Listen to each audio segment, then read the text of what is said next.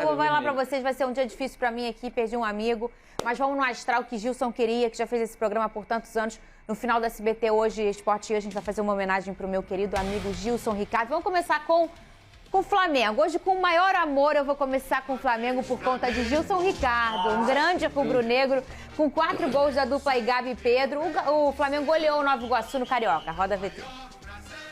Jogando com o apoio da torcida no Maracanã, o Flamengo foi para cima logo no início da partida. Aos 13 minutos, Mateuzinho fez bela jogada e deixou Pedro livre para abrir o placar, 1-0, e não parou por aí.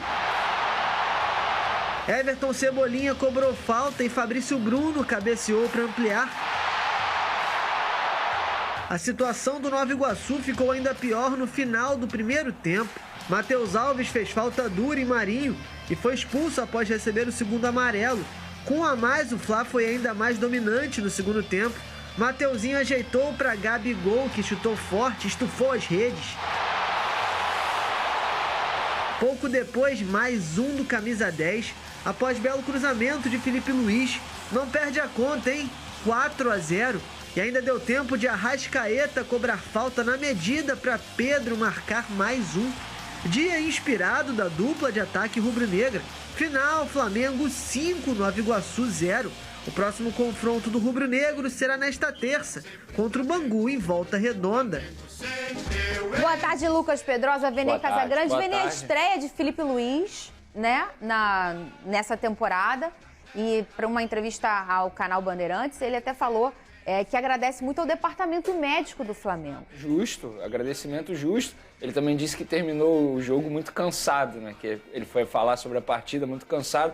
Fico feliz pelo retorno do Felipe Luiz, mas, entretanto, todavia, eu considero o Ayrton Lucas na frente do jogador. Acho que o Ayrton Lucas hoje é o titular da lateral esquerda. Já na lateral direita, além do resultado, além do placar, a gente tem que analisar essa disputa de vaga aí na lateral direita. Porque o Mateuzinho, na minha opinião, foi o melhor em campo. Jogou muita bola e mostrou que tem chances, sim, de começar como titular nessa temporada 2023.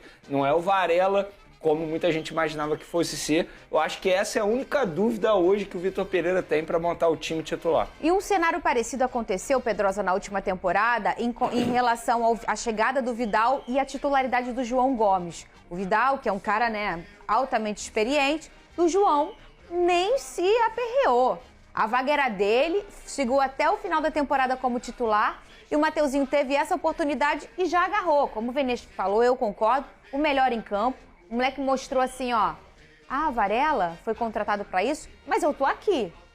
Ofensivamente, o Mateuzinho é muito bom, Fernando. Ele é um cara que consegue fazer a ala direita com muita tranquilidade. A questão é defensivamente, porque, na minha visão, o Flamengo vai enfrentar adversários muito mais poderosos ofensivamente do que, por exemplo, o Nova Iguaçu. Então aí, essa é a situação. Desse lado direito, será que o Mateuzinho vai dar conta, por exemplo, de pegar um Palmeiras, de pegar outra equipe? Claro que futebol para isso ele tem. É mais a parte defensiva e que você também precisa de a cobertura de um volante muito boa. O João Gomes fazia isso muito bem com o Rodinei no ano passado. Eu não sei se hoje o Gerson e o Thiago Maia têm essa capacidade. Então tudo isso são ajustes, mas ontem o Mateuzinho jogou muita bola e chama a atenção para algo que o Vene já falou aqui no programa. O Fabrício Bruno está pedindo passagem. Por mais que o Davi Luiz e o Léo Pereira sejam praticamente incontestáveis, o Fabrício Bruno é um jogador que vai comer a bola nessa temporada, como já vem fazendo. Fernando, inclusive o Vitor Pereira, ele falou sobre isso. Ele foi bem justo, assim, ele falou, beleza, tô feliz com o resultado, com o placar, só que o adversário que a gente vai enfrentar no sábado, que é o Palmeiras, é um nível totalmente diferente do adversário que eles enfrentaram no sábado. Então isso tem que ser destacado. Vamos ouvir o que o Vitor Pereira falou depois dessa partida. Ele falou sobre também a semana decisiva do Flamengo, de olho na final da Supercopa, como o Vene já citou por aqui. Essa é a final que vai ser no próximo sábado. Cadê o Vitor falando? Essa é uma semana importante para nós porque uma final aproxima-se, não é? E nós vamos ter que a preparar bem, não é? Próximo jogo, provavelmente um misto, provavelmente alguns da primeira equipa, alguns da equipa abaixo da nossa, porque nós acreditamos neles também, e preparar e aproveitar a semana para preparar o jogo que vem da final.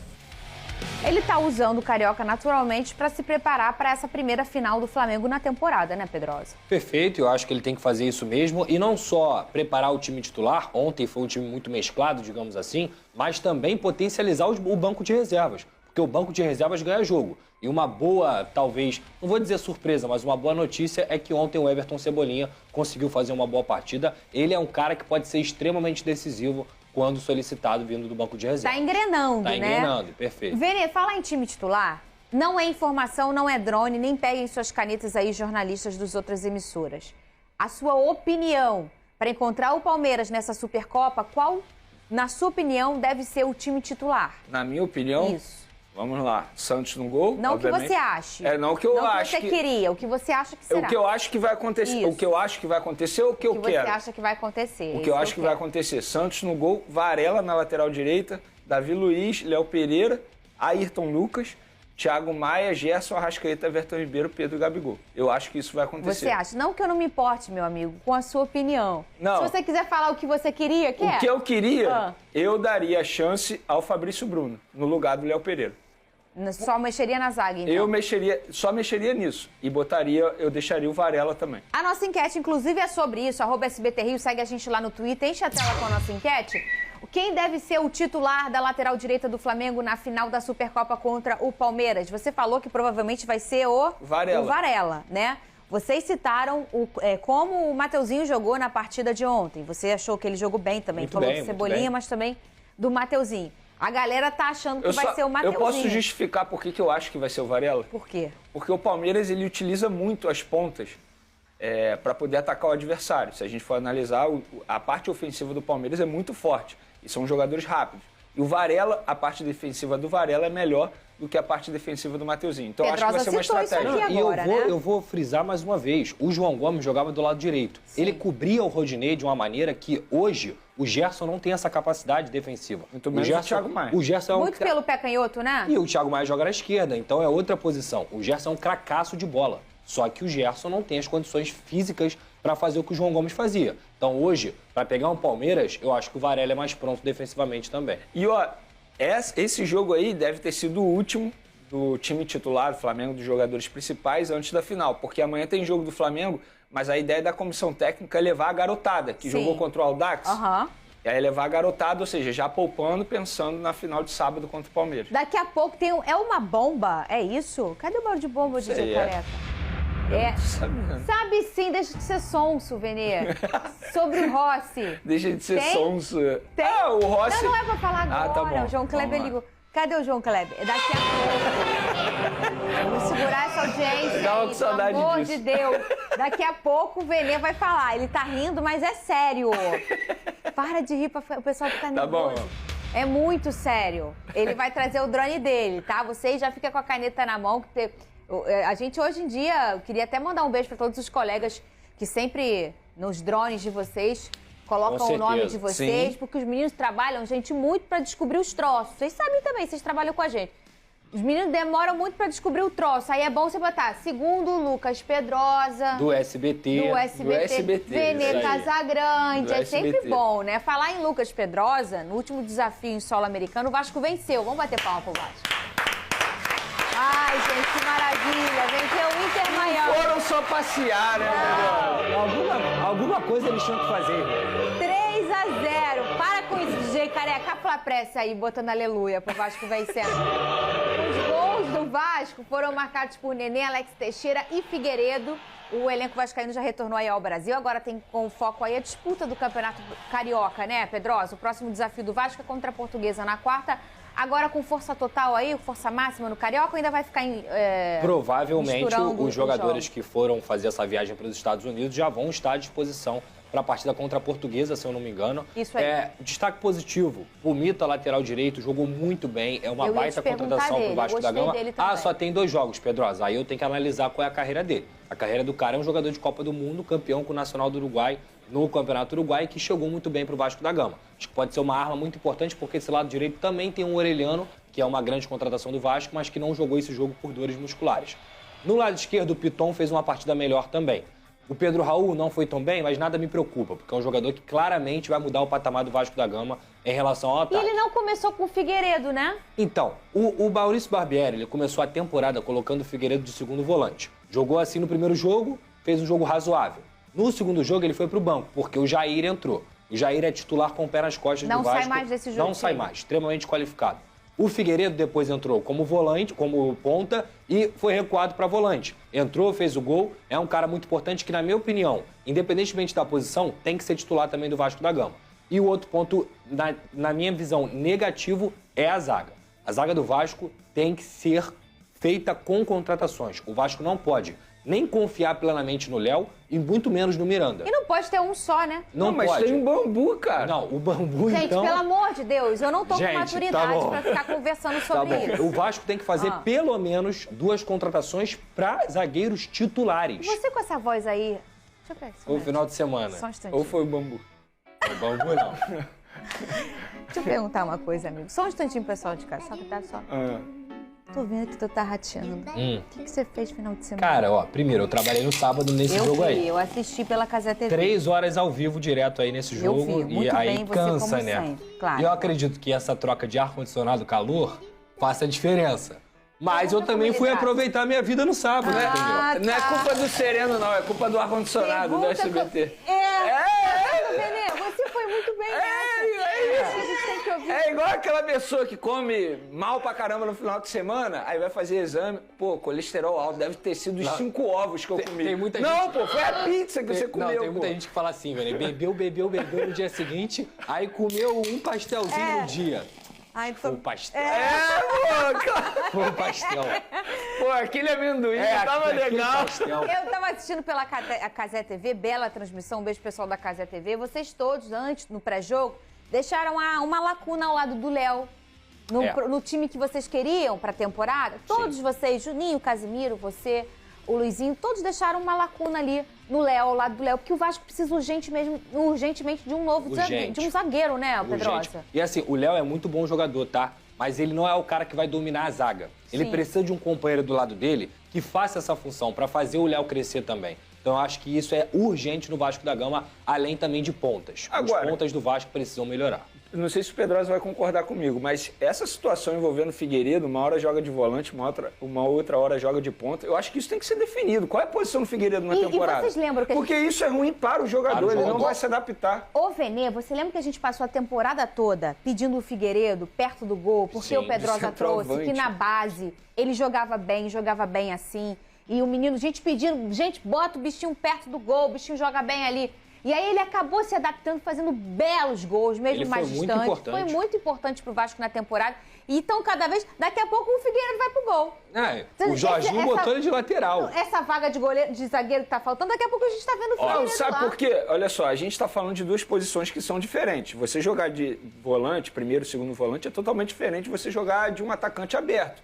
Não é atacante de um lado ou atacante do outro. Não, são 2 posições totalmente diferentes. Então, resolve aí, Barbieri. O último ponto, o Ivan foi muito bem, tá? Uma baita de uma notícia pro torcedor do Vasco é o Ivan. Finalmente, eu acho que o Vasco vai realmente ter um goleiro de nível alto. Põe na tela aí, tem um Twitter pro Pedrosa, o Guaci Batista, Inter Miami, fundado em 2018. Peraí. Você que é um grande conhecedor de clubes, o pessoal entender, o Inter Miami no Brasil é tipo o quê? Chape? Não. Figueirense? Hoje ele é o 10º time mais valioso da MLS. Só que ficou em 6º na última temporada. Figueirense também não. Pode botar um Atlético Goianiense. Pode ser. Bom. O Atlético Goianiense. Tá para o torcedor ter uma noção. O Atlético caiu, né? O América Mineiro da vida. Atlético caiu, mas foi bem na sua. Bota o América Mineiro da vida aí. E, gente, foi o primeiro jogo do Inter Miami, completamente sem ritmo. Um time que não jogava fazia 3, 4 meses desde o ano passado. Não foi um grande teste pro Vasco da Gama. E assim, vamos lá, a gente tem que ser justo. A derrota de 3-0 para o River não quer dizer que tá tudo acabado, tudo ruim. E nem a vitória por 3-0 em cima do Inter Miami não quer dizer que tá tudo ótimo. Concordo plenamente. Vamos falar do Flusão, venceu o Madureira, segue com 100% de aproveitamento. Vamos bater palma pro Fluminense? Que ninguém tá falando disso. O Fluminense não perde por nada. Melhor time do Rio agora? Não é 100% de aproveitamento no Carioca, é o Flusão. Cadê? Logo no primeiro lance da partida, o colombiano John Arias abriu o placar. O jogador aproveitou o rebote na primeira área após uma cabeçada na trave de Martinelli. 1-0 Fluminense. O tricolor carioca passou a trocar passes sem objetividade e sofreu um contra-ataque. Luiz Paulo foi quem desperdiçou a grande chance de empate. Depois do susto, o Fluminense revidou com Cano, mas a bola raspou na trave. Já no segundo tempo, Marcelinho fez Fábio trabalhar. E no rebote do escanteio, o mesmo Marcelinho acertou esse chutaço que pegou na trave. O Madureira se lançou ao ataque. O Flu mudou a estratégia e contra-atacou com Iago Felipe, John Arias, Keno e com Martinelli. Mas Dida defendeu todas as finalizações. Já nos acréscimos, o Madureira teve a chance de empatar. Mas Fábio defendeu o chute forte e assegurou a vitória do time de Guerreiros por 1-0. A próxima partida do Fluminense será na quinta-feira, diante do Boa Vista. Olha, imbatível é a palavra que a gente entrega pro Flu hoje. O Fluminense não tomou gol na temporada ainda, mesmo jogando até com um time mesclado em outra partida. O Fluminense é uma equipe que continua criando absurdamente. Ontem não teve o André, mas o Martinelli jogou bem de primeiro volante. O garoto Giovani, que foi colocado como titular também, é um bom jogador. Hoje o Fluminense tem mais opções, o Keno entra muito bem. O Lima é um jogador que também tem qualidade para ser titular do Fluminense. Então, assim, apesar de ter sido 1-0, foram 19 finalizações do Fluminense, Fernanda. Isso mostra o quanto esse time do Fernando Diniz continua conseguindo criar pela direita e pela esquerda. Mas o dono do jogo foi o Arias mesmo. E o Fluminense fez aquilo que o Flamengo não conseguiu vencer. Não conseguiu fazer, venceu o Madureira em Cariacica. Então, assim, é algo a destacar. E o Flamengo, querendo ou não, é o time aí favorito do Campeonato Carioca. Nunca havia vencido em Cariacica. Num time carioca, né? A gente foi a trouxe primeira esse vez. Cariocou, não É foi? verdade. Vez. Você falou aqui, daí eu me lembrei, o Pedrosa falando aqui no sábado, verdade. no Cariocou, Verdade. que o Fluminense nunca tinha vencido lá em primeira Cariacica. vez na história. No Mas, ó, Carioca. o melhor- Um time carioca. Isso. O melhor em campo nessa partida aí pra mim foi o Martinelli. O que Jogou ele jogou muito de também. bola, nossa senhora, esquece. Vamos pensar aqui na última temporada, que o Flu avançou e avançou bem, foi bem pertinho da taça da Copa do Brasil, mas a gente começou a sentir, a gente comentava isso por aqui, que o Fluminense tinha um problema no elenco e não no time. Tinha um bom time, mas o elenco, o Nonato foi embora, sentiu algumas Luiz ausências Henrique. por questão de lesão. Inclusive, exatamente. o Fluminense caiu na Copa do Brasil pro Corinthians por causa disso. É. Porque não tinha um substituto à altura do André. Do André e do Nonato. que os dois saíram. E agora, de 0 a 10, Pedrosa, o quanto o Flu tá próximo de ter um elenco, de falar, não, fica tranquilo, porque se precisar de colocar uma peça aqui, uma peça ali, retocar no meio de uma competição, o Fluminense tá ok. Hoje, na minha opinião, é nota 8. Eu acho que faltam duas peças ali, talvez uma para o primeiro volante, porque o Martinelli, apesar de ter feito um grande jogo, não é uma função que ele faz com frequência. E eu acho que por aí, Fernanda, o Nino voltou a jogar bem, fez uma belíssima partida também. Eu acho que por aí. Mas eu repito, o Fluminense, na minha visão, vai dar muito trabalho em 2023 e disputa todas as competições que ele for competir. Na minha visão... Todas, até o brasileiro? Todas, até o Fluminense com elenco pior, Verdade. digamos assim, disputou o Campeonato Brasileiro até o final. Você tem que levar em consideração o fator Fernando Diniz, que está começando uma temporada, que indicou contratações e é um time que tem jogo, tem futebol, tem inteligência. O Fluminense tem cara. Eu gosto desse time. E sabe que pode ser uma Tem bobagem? repertório. A verdade é essa. Pode ser uma bobagem, mas a gente sabe que trabalha perto do clube, você perto do Flamengo, você perto do Vasco ou do Botafogo, que o ano eleitoral é sempre muito turbulento. Perfeito. E o Fluminense já passou por isso no ano passado. Já passou esse negócio de ano eleitoral, as coisas ficam quentes mesmo. Parece uma máquina de lavar ligada, né? Isso é natural em qualquer clube, no Fluminense não é diferente. Então, o Fluminense já passou por esse caixote na praia? A temporada tá prontinha. Fernando Diniz começando a temporada, fazendo suas escolhas. Um treinador que já tá acomodado ali, ele já tá pronto, a galera já gosta dele. Bons profissionais no clube. Bons profissionais Contratou no- Flávio Tênis. Exato. A isso. lateral esquerda era um problema. Hoje é o Não é Jorge. mais. Não, mas ainda precisa reforçar. Precisa Mas tem para reserva. pelo menos um é titular, isso. né? Por exemplo, ontem entrou o Calegari na lateral esquerda, que já tinha feito um jogo bom em 2022 na lateral esquerda. É o ideal? Não, mas ele é um reserva. O Jorge titular é um ganho de nível muito grande para o Fluminense. Assim como na direita o Guga também é. As pontas, as laterais, eram um sofrimento grande no Fluminense e no Vasco também, né? No Vasco E você também. começar a temporada vendo bons profissionais por ali, É já dá difícil. um grande alívio, E Felipe. o Samuel Xavier já tinha jogado bem na direita. Ele sendo Ó, reserva... eu acho que o Samuel Xavier começa a temporada como titular. Também acho. Mas o Guga é melhor do que o Samuel Xavier, na minha visão. tecnicamente. É o famoso assim, joga pro alto, quem Isso, pegar. isso aí. Isso aí. E o Nino voltando a desempenhar o futebol dele ajuda muito o Fluminense também. Eu acho que ajuda, assim, 30%, sabia? E dentro de um elenco com várias pessoas, isso é muita coisa, Vene. Sim. Lembra como o Fluminense começou a cair também quando o Nino começou a desempenhar mal? O Tite começou a frequentar os jogos do Fluminense. Isso aí, E aí o negócio foi dando uma desandada. Toda né? vez que o Tite ia assistir a um jogo, o Nino dava uma... Doideira, era melhor nem saber. Vamos ver a enquete. Vamos ver a enquete, como é que tá. Eu quero votar, Fernanda. É muito fácil. @SBT Rio é o nosso Twitter. Corre lá, segue a gente, conversa com a gente, marca a hashtag também, hashtag SBT Esportivo. E, claro, vota na enquete. Quem deve ser o titular da lateral direita do Flamengo na final da Supercopa contra o Palmeiras? Varela ou Mateuzinho? A galera, na verdade, aqui não vota no que acha, vota no que quer. É óbvio. Então a galera tá querendo o Mateuzinho, né? Ninguém tá assim, eu tô pensando com a cabeça do Vitor. Não, o pessoal tá pensando com a própria cabeça. Não, e outra, a gente tem que fazer um pedido ao torcedor rubro-negro, Fernanda. A paciência que o torcedor tem com o Mateuzinho tem que ter com o Varela. Varela fez um jogo ruim, todo mundo queria o Varela fora do time. Não, ele não é jogador para Flamengo. Mateuzinho fez vários jogos ruins aí fez uma partida boa contra o Nova Iguaçu, é o titular absoluto. Também não é assim, 2 pesos, 2 medidas. Teoricamente, o Léo Pereira também não era jogador pra Flamengo. É isso. E demorou pra encaixar, O Rodinei hein? também não. O Rodinei também não. Olha só. Só um instantinho, tá, Pedrosa? Eu já vou falar com você. Tá, fala. Agora é aquela hora que você vai... Ai, a bomba. A bomba. O quê? Bomba, sério. Pô, não me faz rir, cara. Tudo. Venê, quer dizer que o Rossi, antes de vir pro Flamengo, ele pode jogar no time do CR7. É isso, é verdade. Gostou? Essa bomba foi. Ei, tá maior esse barulho aí. É do tamanho de CR7. É isso aí, poder. Sabe o que me lembrou? Bons tempos que eu assistia Fantasia aqui na tela do SBT. Olha. Você assistia, Venê, da tua época? Eventualmente. Aí as meninas ficavam virando, aí tinha uma batalha naval. Sim. Você lembra, voz? Tá Aí igual. quando Afundava o Foi navio. bem nessa, hein, cara? Aí vinha essa barulho, pum, pum. Sou eu aqui, mais ou menos na batalha naval. O Rossi no CR7. Mas vamos lá, o Rossi, aquele jogador que o Flamengo divulgou nas redes sociais que assinou um pré-contrato e tentou a liberação junto ao Boca Juniors, não conseguiu sucesso. O Rossi está a caminho do time do CR7 para jogar até o meio da temporada. Para mim, é uma boa. Eu vi muito torcedor do Flamengo reclamando isso. Lembrando que essa notícia foi publicada primeiramente pelos noticiários argentinos e a gente conseguiu confirmar. O jogador ia ficar lá, sem jogar, 6 largado. meses, né? É isso, porque ele viajou com o Boca Juniors, nem sequer ficou no banco de reservas. O treinador falou mal dele, falou, eu só vou ficar com quem quer ficar aqui, quem tá com o coração aqui, com a cabeça aqui.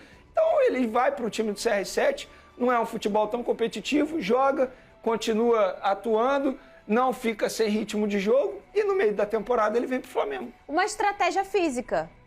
Eu acho que é Né? completamente normal. E só lembrando, o Flamengo nada pode fazer nesse caso, porque ele é jogador do Flamengo a partir do meio da temporada. Isso é uma negociação Rossi, Boca e o time do CR7. Tem alguma coisa assinada já, Venê? O quê, Flamengo? O Flamengo e o Rossi. Pré-contrato, a Tá. partir do meio do Porque ano. eu acho que a única preocupação que o torcedor do Flamengo poderia É ter nessa ele situação... se lesionar. Não, eu acho que é ele querer ficar lá. Será? Entendeu? Não é por conta de... Gente, é dinheiro. Não, eu já vi muita coisa no futebol, Muita eu não coisa. duvido. Não, e O pode cara ser, tá lá né? jogando no time do Cristiano Ronaldo.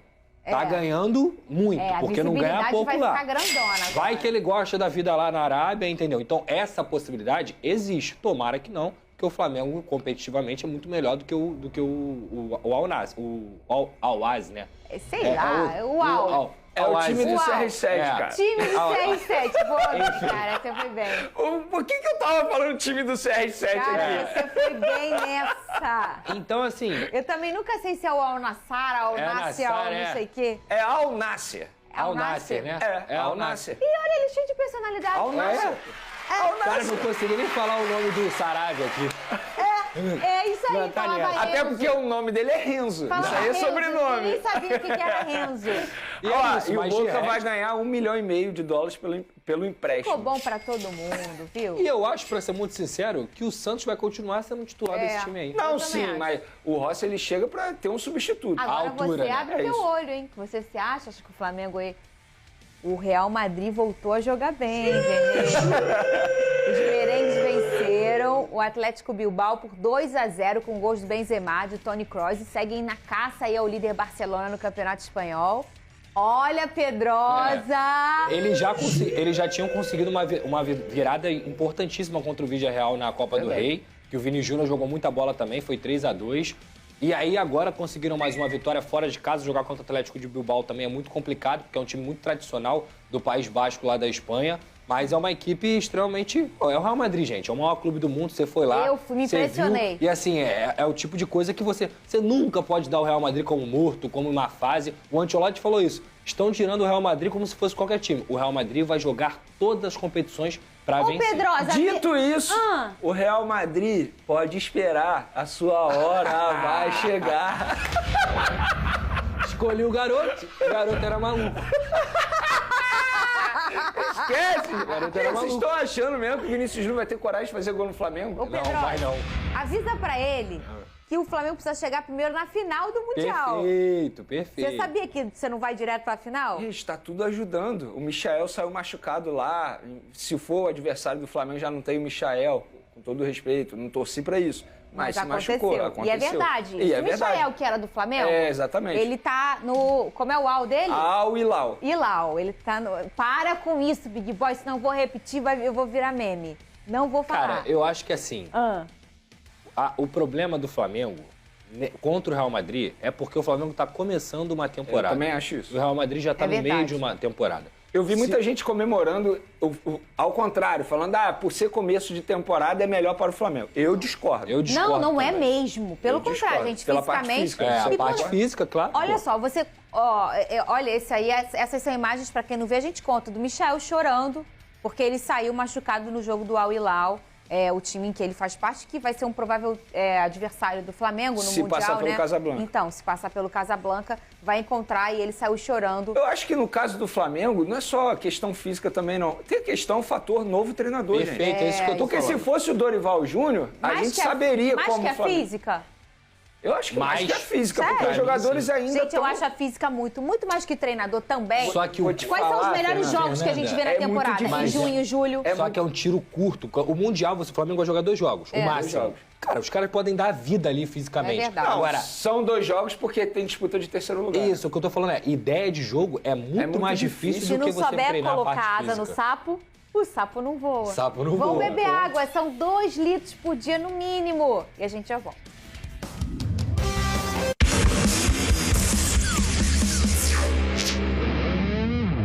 E a gente preparou uma homenagem para o nosso querido amigo Gilson Ricardo, que nos deixou ontem, sempre com um sorriso no rosto e talento nato para comunicação. Foi um dos primeiros integrantes da equipe do SBT Sport Rio. Cadê? Sabe aquela pessoa que tá sempre com um sorriso no rosto e uma piada na ponta da língua? Esse foi Gilson Ricardo. De outra volta eu livro de Jojó. Fez história no rádio e na TV. No SBT Sport Rio, fez parte de um trio lendário com os amigos Gerson e Garotinho. Quem aí não lembra do Cartão Vermelho? Cartão Vermelho, a educação em primeiro lugar. Pelo menos foi assim que Dona Belinha me ensinou, né, Dona Belinha? Hoje, o cartão dá lugar aos aplausos do seu público tão fiel e que você tanto amava. E olha, você está eternizado até na sala de imprensa da Portuguesa, da sua tão amada Ilha do Governador. Gilson, meu querido, por toda a parceria de sempre, obrigada. E saiba que seu sorriso estará para sempre em nossa memória. Peraí que o pessoal lá em cima quer mandar um recado pra você. Obrigado.